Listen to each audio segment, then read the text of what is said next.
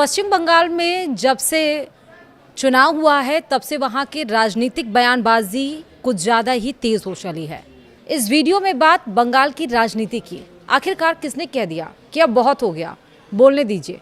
TMC के वो 3 विधायक कौन हैं जिन्होंने ममता बनर्जी और अभिषेक बनर्जी को जमकर झाड़ा है?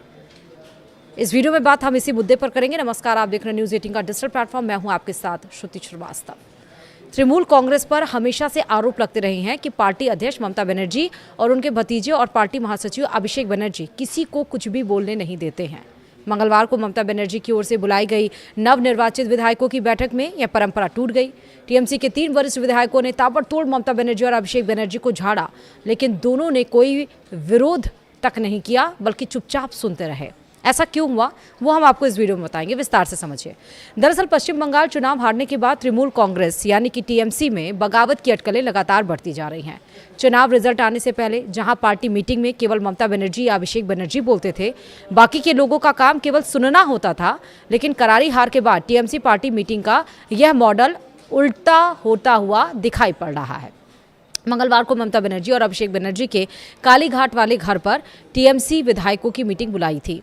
पार्टी अध्यक्ष के बुलावे के बावजूद 80 में से केवल 67 विधायक यहां पहुंचे। 7 विधायकों ने पार्टी मीटिंग में नहीं आने की वजह बताई, लेकिन बाकी के 6 विधायकों ने कोई सूचना देना भी मुनासिब नहीं समझा।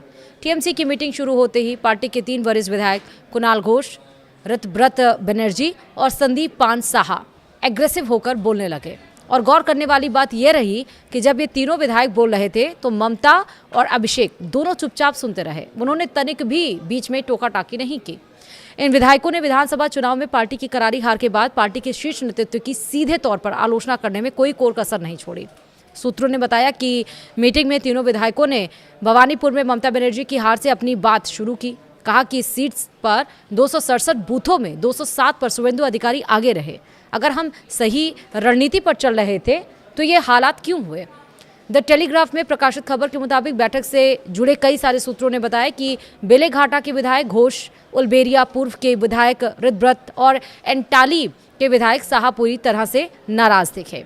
ये तीनों विधायक पार्टी महासचिव और डायमंड हार्बर से सांसद अभिषेक बनर्जी के करीबी माने जाते रहे हैं। तीनों ने एक सुर में कहा, अभिषेक के फैसले जिन्हें पार्टी पर जबरदस्ती थोपा गया था वही चुनाव में पार्टी की बुरी हार का कारण बना। उन्होंने सवाल उठाया कि रीपोलिंग से पहले जहांगीर खान ने फाल्टा से नाम वापस क्यों ले लिया। अभिषेक बनर्जी की तरफ इशारा करते हुए पूछा कि वो तो आपके लाडले हैं, फिर चुनाव लड़ने से भाग क्यों खड़े हुए?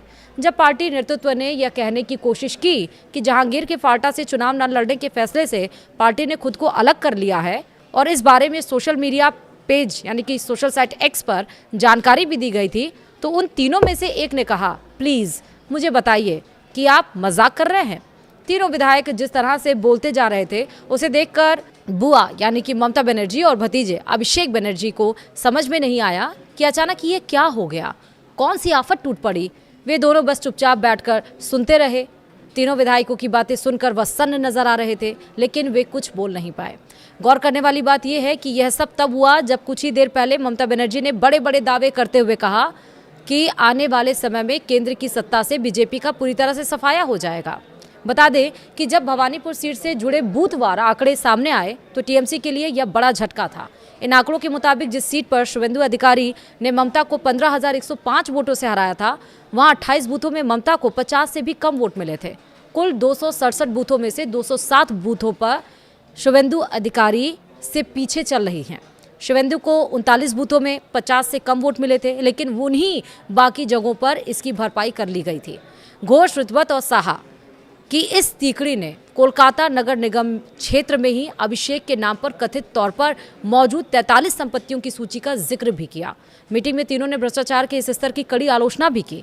यह सुनते ही अभिषेक बनर्जी ने अपने बचाव में कहा, हो सकता है कि ये संपत्तियां किसी और अभिषेक के नाम पर हों, लेकिन तीनों विधायकों ने एक ना सुनी और अपनी बात कहते रहे। सूत्रों ने यह भी बताया कि एक विधायक ने कहा कि अभिषेक ने कहा था फाल्टा में एक इलेक्ट्रिक शमशान बनाया जाएगा जहां 4 मई के बाद हार्ट अटैक से मरने वालों का अंतिम संस्कार किया जाएगा। अब वह शमशान कौन बना रहा है और वहां किसका अंतिम संस्कार होगा? कुणाल घोष इतने ज़्यादा एग्रेसिव हो गए कि उन्होंने ये तक कह दिया, अब बहुत हो गया, अब पार्टी में सुनने की नहीं बोलने की आज़ादी वाली संस्कृति शुरू होनी चाहिए। उन्होंने कहा कि उनके कालीघाट वाले घर पर ऐसी बहुत सारी बैठकें हो चुकी हैं और अब हमें यानी कि तृणमूल को सड़कों पर उतरकर गरीबों और बेसहारा लोगों को भगवा बुलडोजर सेना से बचाना चाहिए।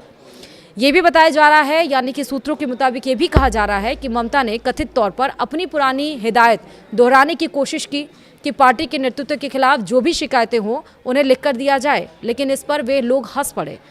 ये भी बताया गया, हालांकि वहां मौजूद बाकी विधायक ज़्यादातर चुप ही रहे, लेकिन बाद में कई लोगों ने उन तीनों से बातचीत की और कहते मिले कि आपने सबसे पहले हिम्मत दिखाई और पार्टी के अंदर एक बहुत ज़रूरी सफाई अभियान की शुरुआत की है।